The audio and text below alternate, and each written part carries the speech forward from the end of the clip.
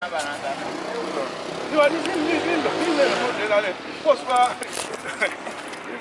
traveling throughout Africa, you have to keep small change because no one has change. So you have to keep very, very small bills. Very small bills when traveling throughout Africa because no one has change. No one. Let's go. Au revoir. Au revoir. Bye-bye. All right, you know you gotta start over. I'm so sorry. Yeah. So you were talking about the single currency and the organization here in Yeah, exactly. And you know, Guinea, for example. Right. Just after its declaration of independence in 1958, the following week they created their own currency. Do they still have their own currency currently? Yeah. Okay. But I can't understand how come all of African continents, all African countries gathers to make a currency, and after 40 years they are unable to have their own currency. We can't understand this. Well, that's primarily the CFA country. Yeah. You know, the CFA is to be. We have to fight against CFA. We have to eliminate that currency because it doesn't arrange our economical situation. Now, our leaders at a given moment realized that CFA should be abandoned, and they created what we call CDAO, like ECOWAS, right, to create a common currency. And after that, the second point. What you say? What you say? Say that if she will do with all these fishes, it will cost her 1,500. Are you gonna eat some of this fish too, Richard? Are you gonna eat some of this?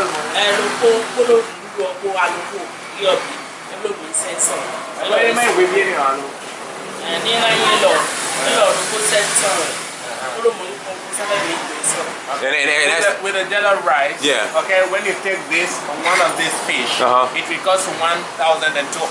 Okay. But if you want to take this fish with the rice, are you gonna eat the fish too? You want fish? Yeah, I will take it. Okay, yeah. So okay, that's fine. With the jello rice.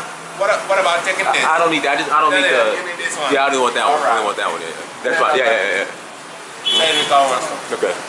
So I was saying that after its declaration of independence in 1952, Guinea happened to create its own currency. But how come African leaders gathered to create their own currency, a single currency for Africa? For 40 years now, they are unable to create that currency. It is a question that we have to instigate on. We have to clarify that if Africa is still at this point of underdevelopment, it's due to African politicians. Right. They do not want to change their mind. They are the ones selling Africa to Europe. Right. And China. That's the real problem. And China. Because how come you take 40 years to create a single currency and you never happened? This is a matter of lack of will. They do not have the real will. So we need a mental revolution at the level of young people. From African youth, we need a mental revolution.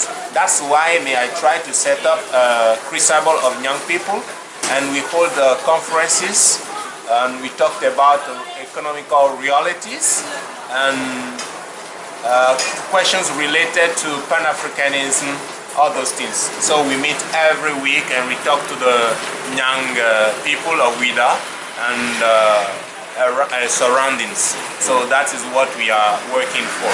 Let me ask you this: is Pan-Africanism, is it catching on more here is it starting to really catch on in a country like Benin? Like, is it people starting to grasp it? Yeah. Because I'm starting my thing is, I feel as if sometimes that the burden of Pan-Africanism is on the diaspora. Because the idea, the concept, no. So we're not alone. Yeah. Okay. No, the real problem is that those who are Pan-African, they are not in the government. That's the real problem. Right. And when a political leader like Gaddafi, Kwame Nkrumah, people like that, when they know that, they realize, Europeans realize that there is an African leader who really want to change things. They do their best to kill that, to eliminate that person. That's what happened to Gaddafi. That's what is happening in Africa. And how do they happen to eliminate those leaders? They use Africans to fight against Africans. That's the real problem. So we have to raise awareness among the youth so that they realize that Africa is for Africans. So we have to fight for that. So we cannot be used by Europeans to kill our brothers and sisters, our political leaders. That's the real problem. The majority of our leaders are not Pan-Africanists. But people are pure Pan-African here. But they are not involved in politics. That's the real problem. They have no arms. They don't have enough means to continue the struggle. That's the real problem. So if they notice that a president, a political leader want to get himself involved in that affair of Pan-Africanism, they do their best to eliminate that person. Let me ask this last question, then we're going to eat. Yeah. Why aren't African leaders truly embracing Pan-Africanism? Why? Why don't they embrace it? I can't understand. Why don't African leaders, the African government, why aren't they truly embracing or implementing Pan-Africanism? Why don't they do it? You know, I don't think that I'm in the right position to answer that question. Okay. But I can just tell you that most of them have their, were bred outside. They studied in Europe, so their mind is like Europeans, and they are fond of money. They are fond of money, selfishness. They think about their families and themselves only. No one of them want to die for their country. They don't want to die for their citizens. That's the real problem.